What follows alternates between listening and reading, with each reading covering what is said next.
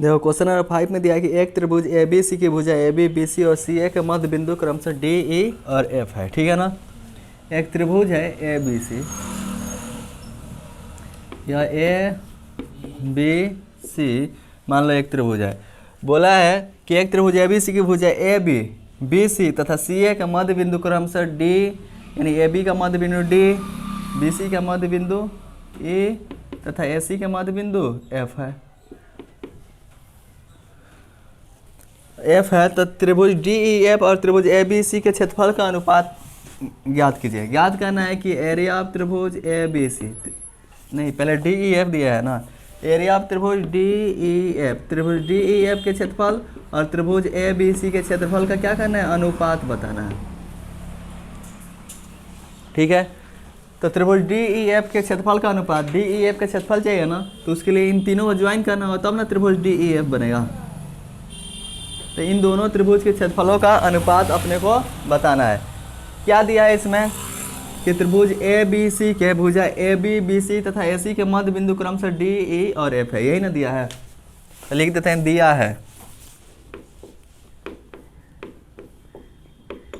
दिया है त्रिभुज ए बी सी के भुजा ए बी बी सी तथा ए सी के मध्य बिंदु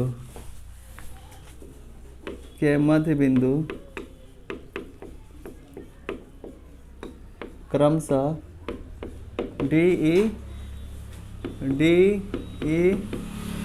तथा एफ है। सिद्ध करना है, यह अपने को सिद्ध कहलाना है। सिद्ध करना है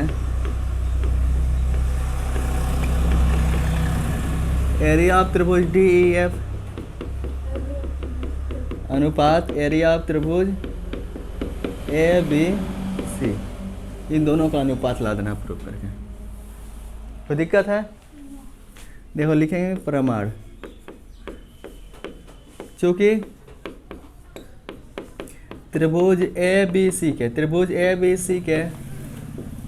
भुजा ए बी बी सी तथा ए सी के मध्य बिंदु क्रमशः डी ई तथा एफ है। देखो तो त्रिभुज ए बी सी के भुजा ए बी बी सी तथा ए सी के मध्य बिंदु कौन है, डी ई एफ। याद रखना यदि कोई एक त्रिभुज हो, ठीक है ना, उस त्रिभुज के मध्य बिंदु से उसके अंदर एक त्रिभुज बनाते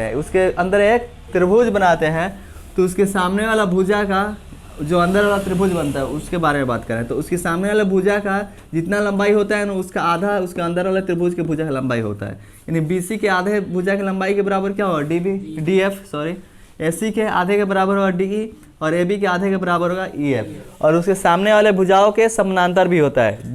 डी एफ किसके समानांतर होगा, बी सी के, डी ई किसके समानांतर होगा, ए सी के, और ई एफ किसके समानांतर होगा, ए बी के। क्लियर है इतना? तो देखो डी एफ समानांतर होगा बी सी, ठीक है ना, तो डी एफ समानांतर होगा बी सी के, और देखो डी ई समानांतर होगा ए सी के, डी ई समानांतर ए सी, और साथ में ये ई एफ समानांतर होगा ए बी के, ई एफ समानांतर ए बी। क्लियर है?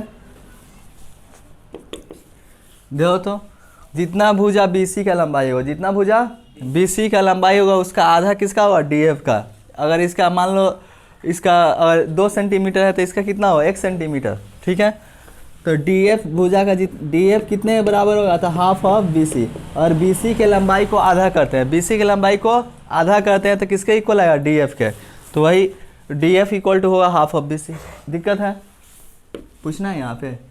बताओ तो डी ई कितने भुजा का लंबाई होगा, अगर डी ई अगर ए सी को आधा करते हैं तो किसके इक्वल आएगा, डी ई के इक्वल। तो ए सी को डी ई इक्वल टू लिख सकते हैं हाफ ऑफ ए सी, लिख सकते हैं ना।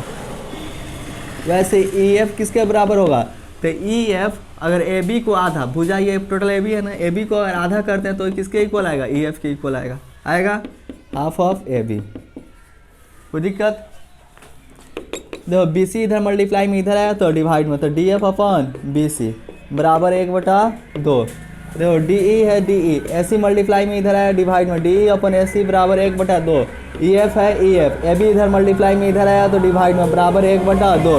बताओ तो ये सारे के सारे किसके बराबर आए हैं? ये भी 1/2 के बराबर, 1/2 के बराबर, 1/2 के बराबर, सब 1/2 के बराबर हैं, तो ये सारे आपस में भी क्या होंगे? बराबर होंगे ना।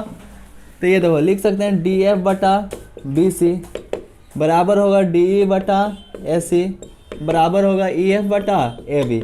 ये सब आपस में क्या होंगे? बराबर होंगे, क्योंकि ये सब के सब 1/2 के बराबर है। क्लियर है ना? अब देखो हम लोग क्या करना है, तो त्रिभुज डी ई एफ और त्रिभुज ए बी सी के क्षेत्रफल का अनुपात बताना है, यही ना। तो अगर त्रिभुज डी ई एफ और त्रिभुज ए बी सी दोनों को अगर समरूप प्रूव कर देते हैं तो दो समरूप त्रिभुज के क्षेत्रफलों का अनुपात उनके संगत भुजाओं के वर्ग के बराबर होता है ना।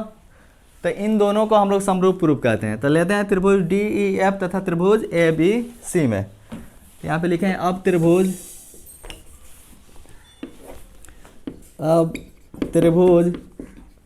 डी ई एफ तथा त्रिभुज ए बी सी में। बताओ तो त्रिभुज डी ई एफ के भुजा डी ई और त्रिभुज ए बी सी के भुजा ए बी सी एक अनुपात में है। सॉरी, इसका भुजा डी एफ और इसका भुजा बी सी एक अनुपात में है ना।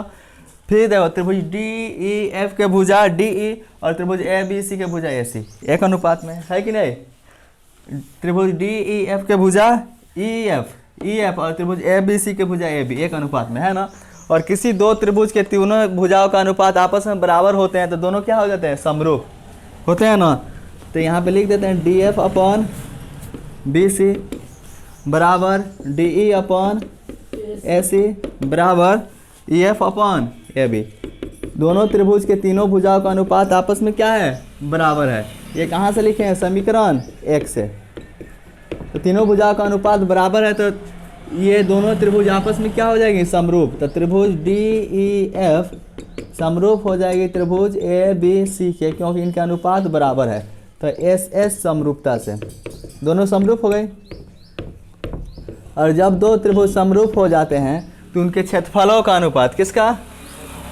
उनके क्षेत्रफलों का अनुपात संगत भुजाओं के वर्ग के बराबर होता है। तो एरिया ऑफ त्रिभुज D E F, area of त्रिभुज डी ई एफ बटा एरिया ऑफ त्रिभुज ए बी सी, इनके क्षेत्रफल का अनुपात हो गया। इनके संगत भुजाओं के अनुपात के वर्ग के बराबर होता है, ठीक है ना। तो कोई एक संगत भुजा ले लेते हैं। तो त्रिभुज डी ई एफ के ये वाला भुजा लेते हैं डी एफ, सॉरी इसका भुजा डी एफ, और त्रिभुज ए बी सी के भुजा लेते हैं बी सी। तो इनके संगत भुजाओं के अनुपात के वर्ग के क्या होता है? बराबर होता है। तो इसके होल स्क्वायर के बराबर, बस एक भुजा लेंगे हो जाएगा काम। कोई दिक्कत है? देखो एरिया ऑफ त्रिभुज डी ई एफ बटा एरिया ऑफ त्रिभुज ए बी सी। बताओ तो डी एफ अपन बी सी कितना है? डी एफ अपन बी सी 1/2 है ना जी। तो इसके पास 1/2 लिख सकते हैं और इसका होल स्क्वायर। फिर देखो एरिया ऑफ त्रिभुज डी ई एफ बटा एरिया ऑफ त्रिभुज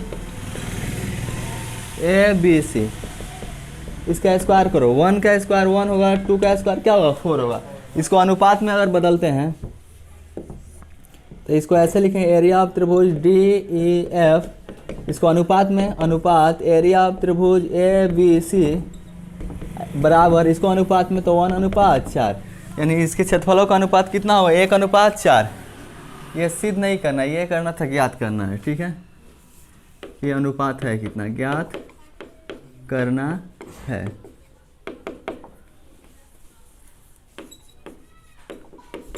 नोट करो।